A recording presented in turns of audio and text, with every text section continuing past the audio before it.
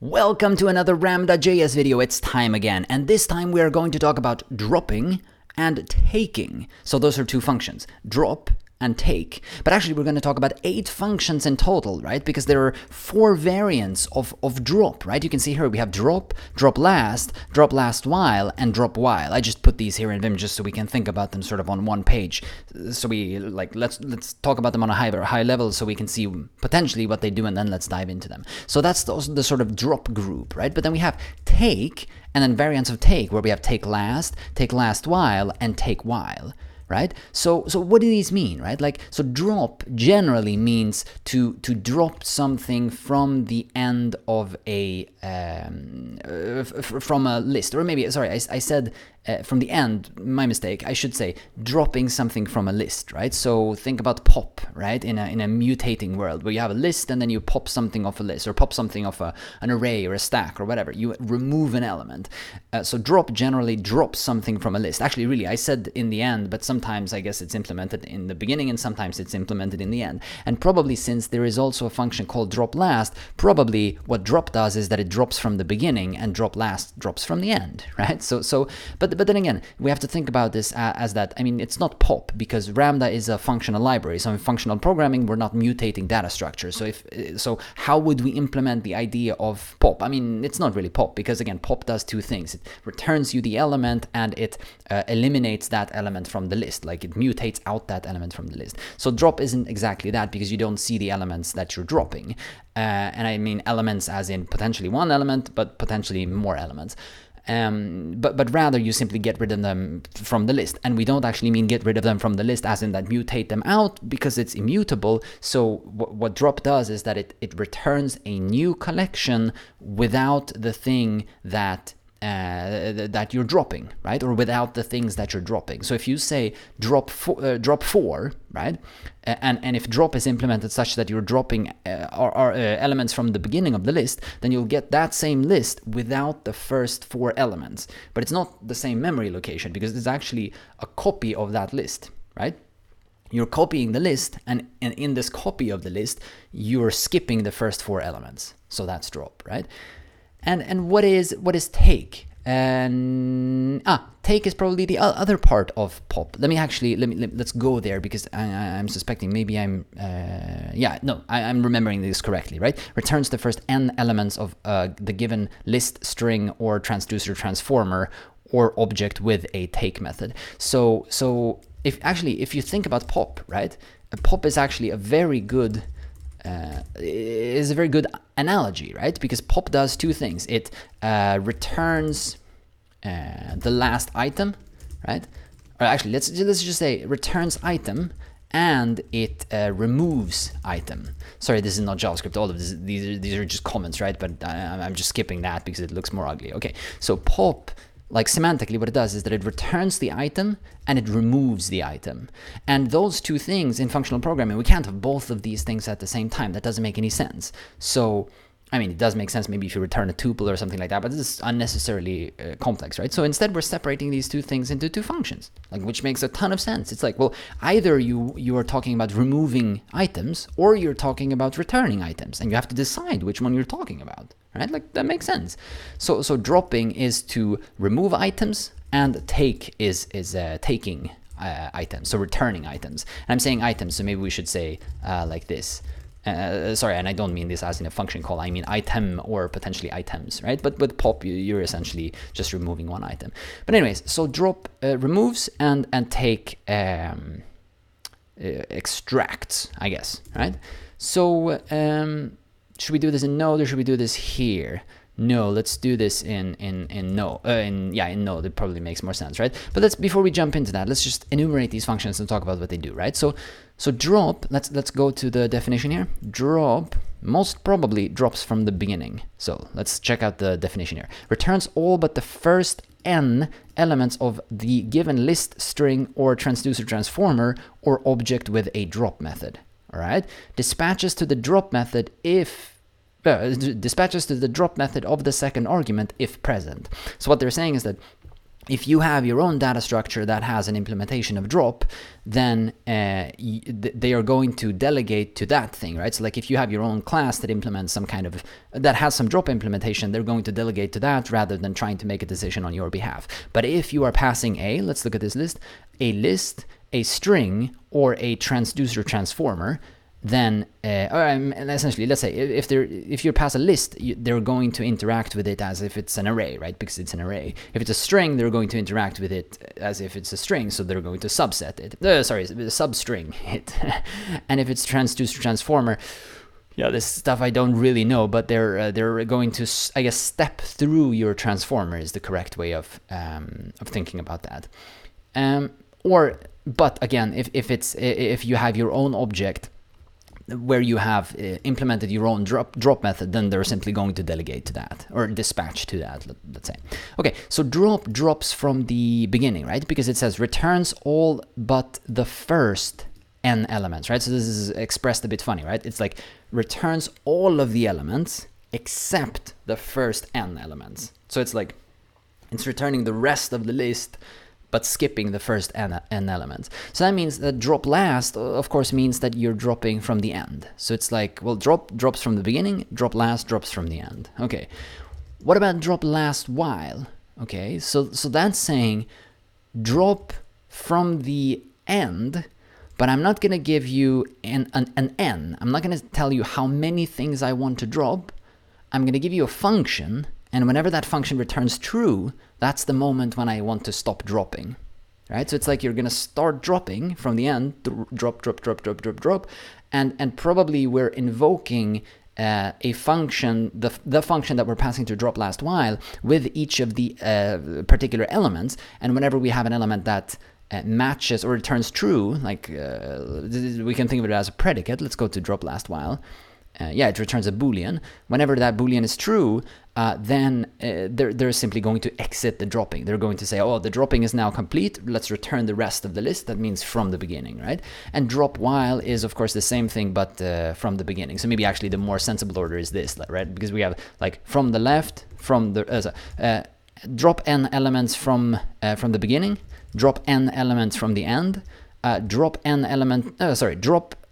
until the function returns true from the beginning, and then drop until the function returns true from the end, right? So you can see how that's sort of, it's fairly logical, right? And then you can see how these names are sort of the same here with take, right? So take takes n number of elements.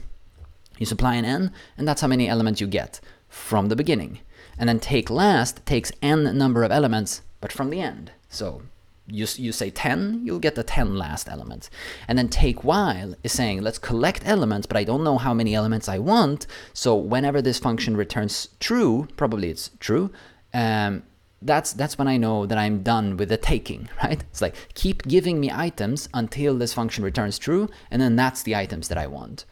And then and from the left, right? From the beginning. And then takeLastWhile, same thing, but from right to left, like from the end towards the beginning. So take elements from the end and towards the front, towards the beginning, towards the start, until this function returns true.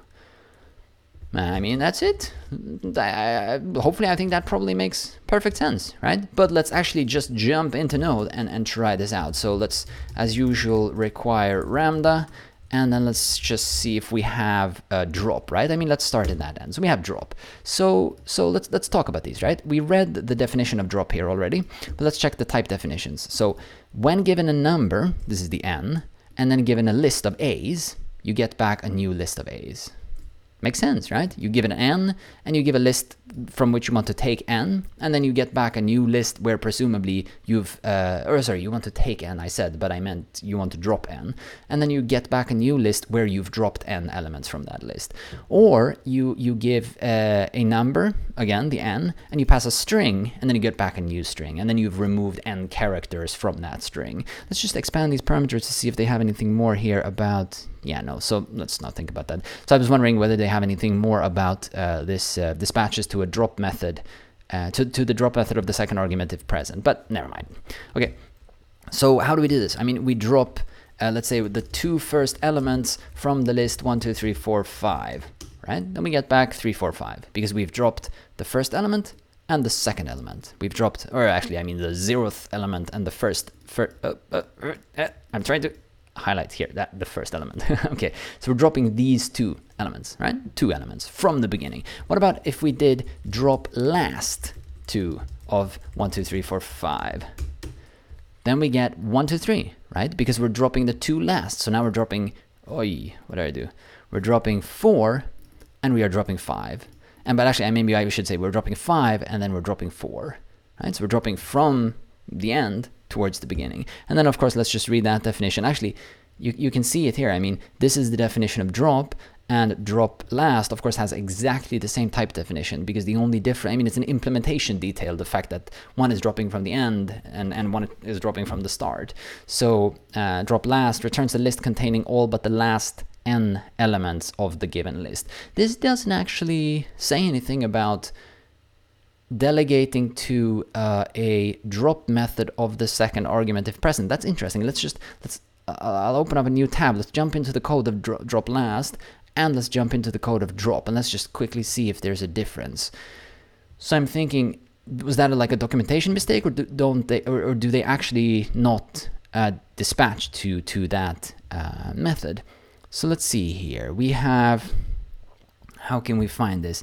Yeah, we're saying they're saying dispatchable drop. So I mean, this is dispatchable is some function that's defined by them from here, internal dispatchable. So I mean, we're not going to dig into that because it's probably too much, too many details. Like the detail relevance ratio is not is maybe not great.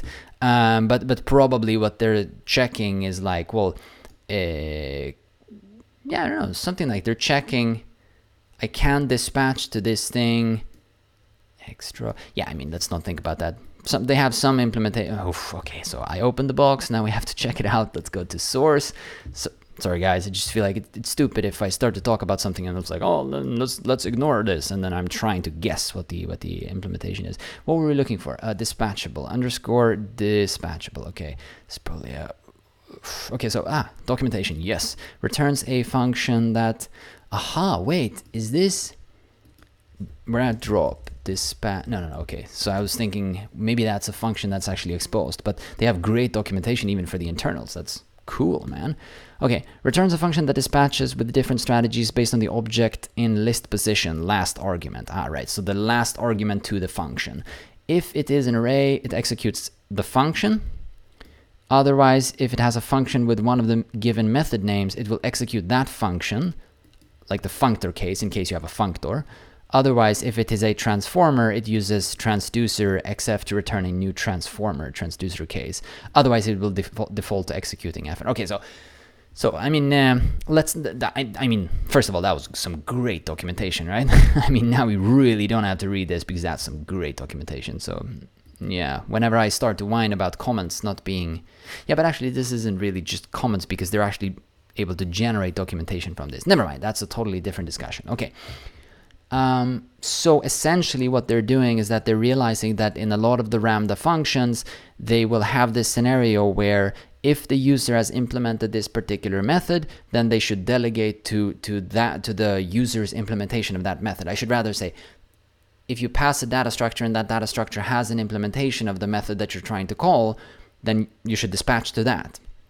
But if it doesn't, then we have a default case. And that default case is that it should treat it as an array.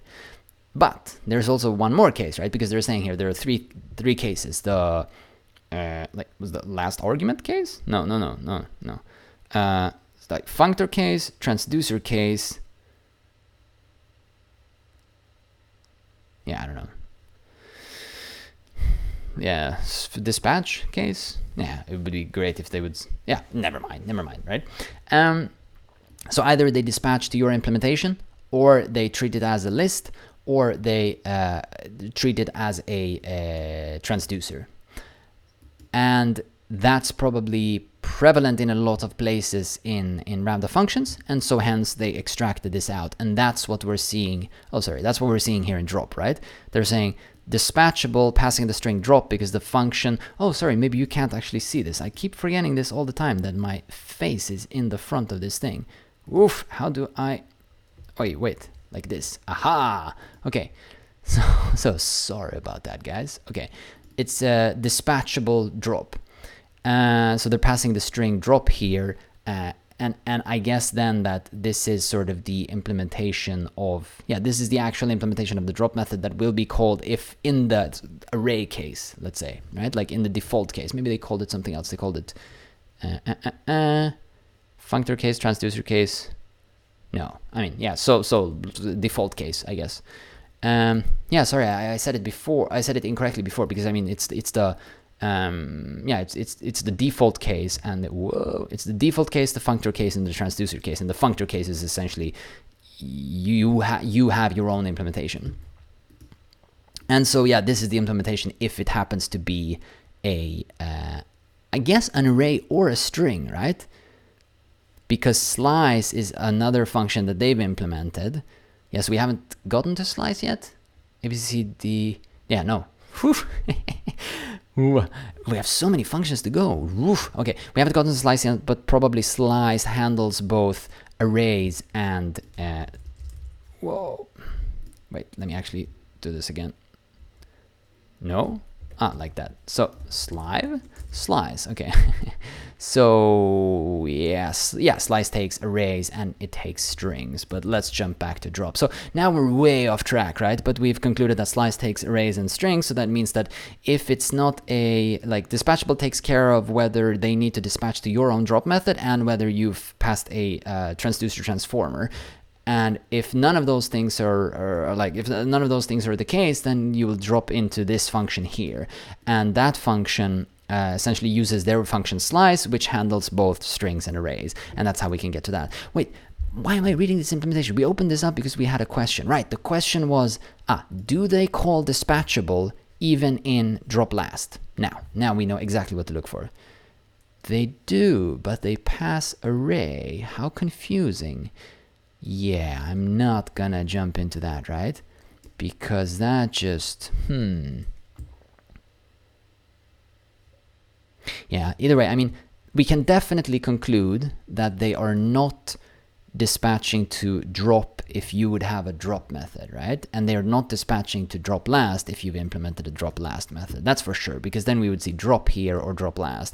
But we are seeing an array, so the question is, again, same mistake. So I should do this and this.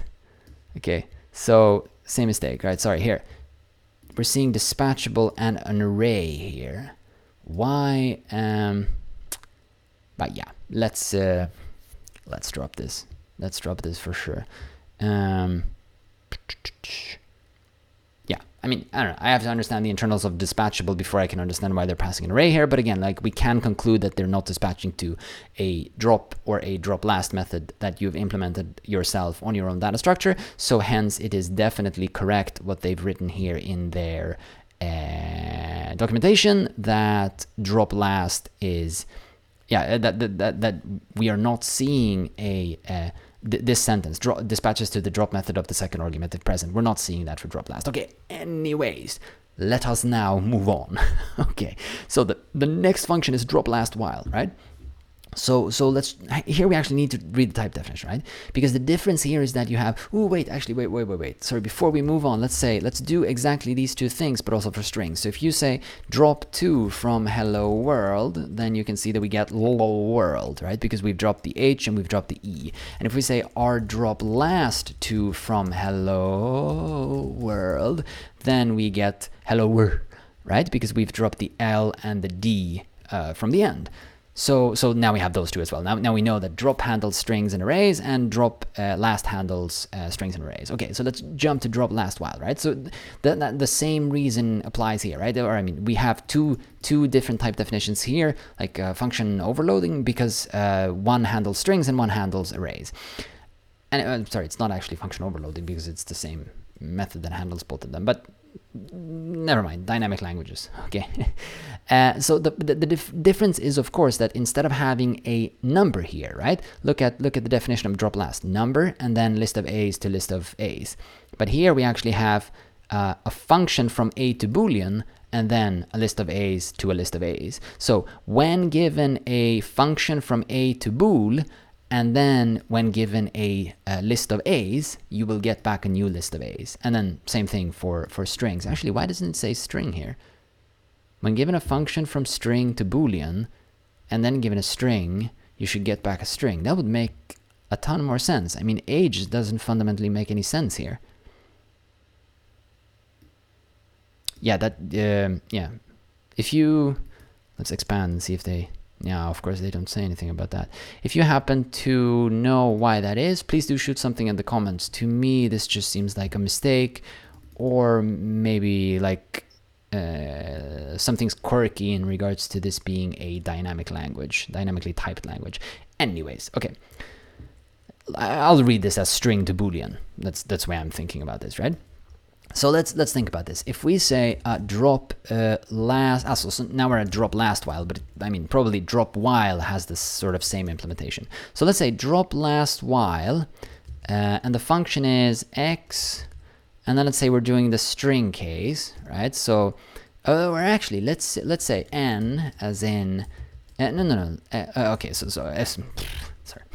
Given some x, which will be a number, and we're saying if x is greater than 2, let's say, right? And then we're passing again the list 1, 2, 3, 4, 5, close and close, and let's do no wait. Sorry, I'm dropping from right to left. That was my bad. Sorry. Let's say less than 3. Okay. So if x is less than 3, then we will stop the dropping. So I'm assuming we'll get back a list of 3, 4, 5 now. Oot. We pass the function, and then that will return true or false given a number, and then we're passing a list where some numbers are less than 3. Okay, now we actually have to read the documentation. Okay, returns a new list excluding all the tailing elements. That was a great way of expressing it, rather from right to left or from the end. Like, they're excluding all the tailing elements of a given list which satisfy the supplied predicate function. Okay, wait. Returns a new list excluding all the tailing elements which satisfy the supplied predicate function. Okay, sorry, it's like literally the reverse of what I said, okay? Drop as long as elements are greater than 2. Yeah, that's it. Yeah, so then we get a list of 1, 2. Wait, maybe I was even saying the expectation wrong when I read this. Anyways, but we get a list of 1, 2 because we are dropping from the end as long as elements are matching the supplied predicate, and this is the supplied predicate. So like exactly the thing I described before, but for false rather than for true, which actually makes sense, right? Like when you read it like this, it's like drop all of the elements that match the given, like, or drop from the end until elements stop matching this supplied predicate. Like, that just actually makes a ton of sense for sure. So, and of course, I mean, this we could rewrite to use Ramda functions. So we could say less than 2, probably. Yeah, and that gives us the same thing, right? So point freeness, yay, right? And like we could, of course, partially apply this function and then pass that around. But anyways, so that's DropLastWhile. Let's see if there's anything more we should highlight when reading this, right? It passes each value from the right to the supplied predicate function, skipping elements until the predicate function returns a false C value. Yeah, so actually it's not even false, it's just a false C value. A false C value is enough for the dropping to stop. The predicate function is applied to one argument. Value. What? The predicate function is applied to one argument. Value. Okay, and value is probably a name used here? No. Nah, I mean, okay, but value, like the values in the list that we've passed. And of course, we can do something like this. We can say DropLastWhile. Actually, what happens if we do less than 2 and we pass hello world? I mean, it's probably going to use character codes, and then, yeah, that's not, I mean, we actually have a very, for once in my life, we actually have a very neat history here, so I don't want to mess up my execution history. This is probably going to turn this is, now I'm actually not using tmux. I use tmux all the time, but sometimes when I do these videos, I keep forgetting to run tmux, but then I just open up a new tab and boom, we go. Anyways, parentheses. Okay, it will probably turn the letter into a key code, so hence like A should be greater than B, or A is less or greater than B. Actually, I think we've even talked about this in the less than and greater than video, but anyway. Okay, so let's just say R, as long as R is R not R equals, yeah, but this makes no sense. Yeah, okay, so let's, I don't know, let's just pick a number. As long as it's greater than 2, let's say. Let's just try this. Okay, sorry, I'm messing up the history. We get all of them. That's as long as it's greater than 10. Wow. A, B, C, D, E. Yeah, so it's not working the way I expected. Like, is E greater, oh, sorry, is the string E greater than 10? False. Wait. Aha. If nothing, if no elements match, or actually, no, sorry, if, so D is greater than 10, D is greater than 10. False, right? So then we're just stopping the dropping from the beginning. But is it, oh, okay, sorry, my bad, right, because we have to start from the end. So is it greater than 100? No. Wait, is it greater than 0? Oh, okay, you can't do this. I was wrong. Yes, you can't compare characters like this, maybe. But, greater than A. Yeah, but this you can. A, B, C, D, E. Oh my lord. So yeah, I just messed it up by introducing numbers. We should simply have said DropLastWhile R dot greater than if 10 is greater than, is that the point? Like, which argument? Ah, sorry, I'm so confused. Let's just do this. For x, if x is greater than yeah, let's just say L, the string L, and then we pass hello world, right? Voot. Okay, let's go D. Oh, okay, sorry, because D is obviously not greater or equal then. Such a long way. See, this is why I shouldn't have gone off on a sidetrack. Anyways, dropping last while, the character that we are currently looking at, the x that we're currently looking at, as long as that is greater or equal than the character D, right? Which D is, and which L is, and which R is, and which O is, and which apparently space is not. So that's when we exit. So it's like the character code for space is not greater or equal than D. But actually, what about O, right? I mean, O, for O it is, right? So then we would actually continue. Oh, okay, actually, yeah. A, B, C, D, E. Yeah, actually, all of them are. How unfortunate.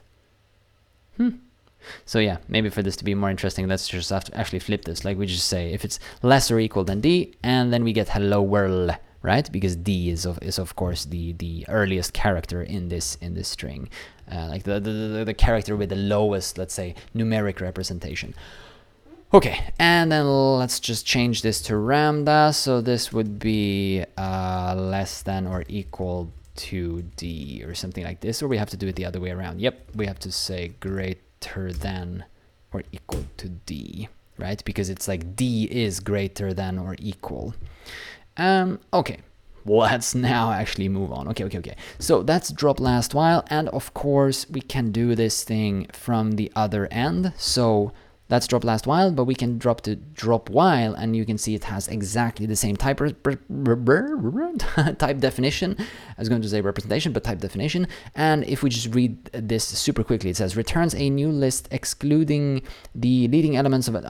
So the other one said tailing elements, this one says leading elements. So excluding the leading elements of a given list which satisfy the supplied predicate function. It passes each value to the supplied predicate function, skipping elements while the predicate function returns true. So skipping elements as long as the predicate function returns true. Exactly the same concept, right? The one difference here is that it dispatches to DropWhile, or to the DropWhile method of the second argument if present. And also acts as a transducer if a transformer is given in list position, right? So it's exactly the same thing as we saw with drop, right? So it seems like the left to right functions, they are allowing you to have a transformer and they are allowing you to dispatch to your own implementation. But the right to left functions, they are not. And actually, it makes sense, right? If you think about it, I mean, if you have a transducer, how would you dispatch from right to left if you have an infinite stream, for example? Like, there is no right, there's only left, right? There's only this item and then the next and then the next and then the next. So that's probably why, right? Right to left only makes sense if you have a finite data structure, I guess, right? Theoretically, please correct me if I'm wrong here. But yeah, something along those lines, and then probably again, like it, yeah, let's drop it. Okay, so that's DropWhile. So let's just try it out, right? So we did DropLastWhile, but let's just change it to DropWhile without actually changing any of these other things. That means we get hello world, because let's think about it. We are saying D. Okay. Let's drop the equals. Remove the equals, and then new. If D is greater than, I was just thinking maybe we should be able to drop the D. If yeah, okay, I'm so confused. Let's just, so if X is greater than D but not equal to, then we get world. Ooh, because I'm thinking about take, but we're actually using drop. This is devious, totally devious. I mean, it's like, yeah, you have to keep take and drop apart. But if we do exactly this thing, but we say take, let's actually just do that. Until, as long as it's greater than, yeah, as long as it's greater than D or X is equal to space. Yeah, that's exactly what I was expecting, right? Because I was thinking about TakeWhile, but we were actually using DropWhile. But anyways, okay, so we're dropping while X is greater than D. So that drops everything up until the empty string, the space, because space is not greater than D. So if we would say, or X is greater than, sorry, is equal to empty string, then we are dropping all the way up until the D, right? So that's DropWhile.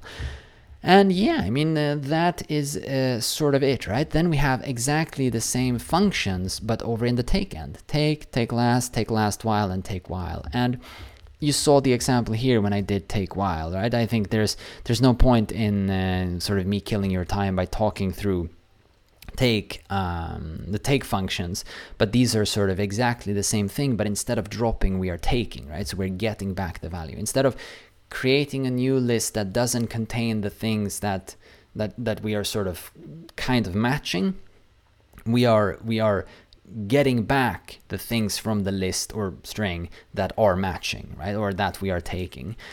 So again, if we did exactly this thing, so take from left to right from the string hello. Actually, let's move away from strings. I think you can see for sure how these string things work, right? So it's like, well, take 3 from the list 1, 2, 3, 4, 5. That gives us 1, 2, 3 because we're taking the 3 first elements. And if I say take while X is, so I'm just inlining functions now for simplicity's sake.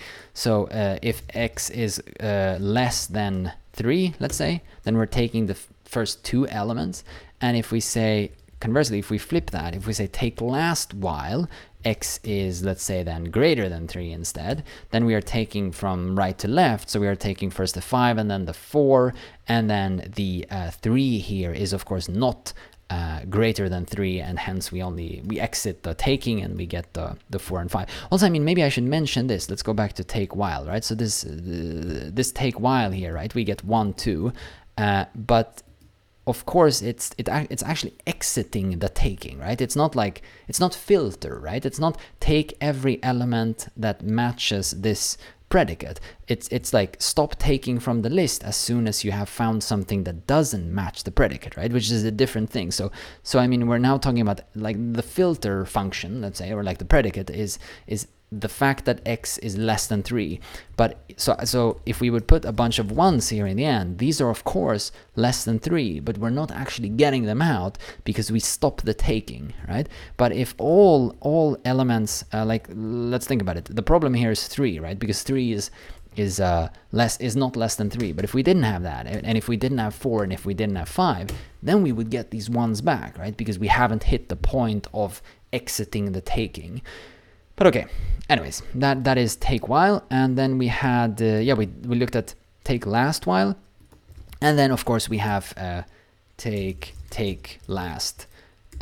So taking 3 from the list 1, 2, 3, 4, 5, then we get 3, 4, 5, right? So we're taking the 5, we're taking the 4, and we're taking the 3, and that's taking and dropping. Yeah, I'm guessing that that makes sense, sort of.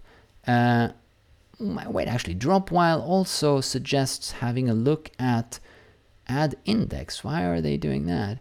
Creates a new list iteration function from an existing one by adding 2 new parameters to its callback function, the current index and the entire list.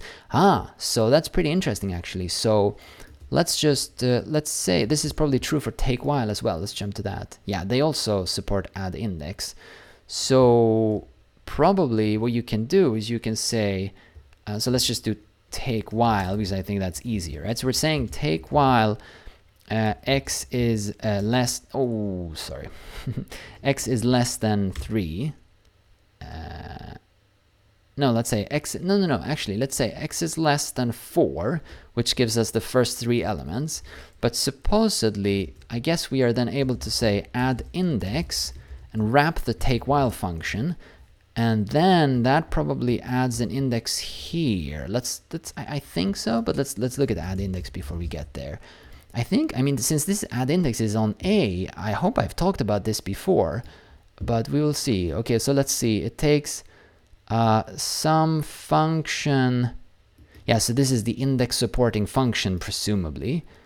And then it takes a function that given some A, and here is the index, and then there's the list. So wait a minute, let's just look at the example. So map indexed, yeah, so they're indexing the map function, so that we're doing correctly here, where we're indexing the TakeWhile function, and then you get a new function that you can call back. No, actually, it is exactly what we're assuming, right? It's like you get x and you get n, or let's say I, where I is the index, which means that we could say something like take as long as x is less than 4, or let's say, let's say and the index is less than 3. I mean, this is a silly example. It doesn't really make any sense, but like, no, actually, let's do this. Or let's say, because, okay, if we take 1, 2, 3, 4, so let's say, or the index, so this is index 0, 1, 2, and then 3. So let's say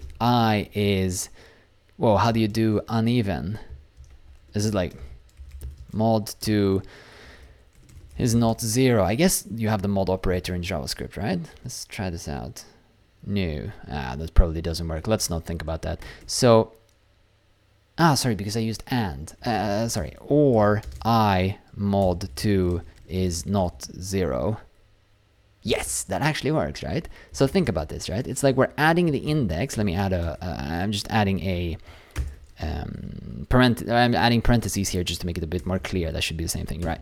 So we're saying we're adding the index, or we're adding an index to the TakeWhile function such that, or so that we don't only have access to just the x at every point, or like every value that we are allowed to inspect when we can decide whether to continue the taking or not. We don't just have access to the value to use that as a way of determining whether we should continue or not, but we also have access to the index at which that value resides, right? So then we can say something like keep taking numbers until x is equal to 4 or greater, right? Because we're saying take while x is lower than 4 or less than 4. Or, I mean, you can also take if the index is an uneven index. So actually, that's pretty interesting. Actually, exactly this implementation is pretty interesting, because then what we are ensuring here is that we have all the first numbers that are less than 4, but if we have a situation where we get an uneven length back, right, where we get 3 elements back, which we had before, we don't want that for some reason, right? We actually want an even number of elements back. So then we say, or just if the index is uneven, keep taking 1, or keep taking, and then we'll take again. But then, of course, if that happens to be, let's do that, right? If that happens to be 3, so it's also not less than 4, then we will keep going. We'll keep going to the 3. But then we have 1, 2, 3, 3.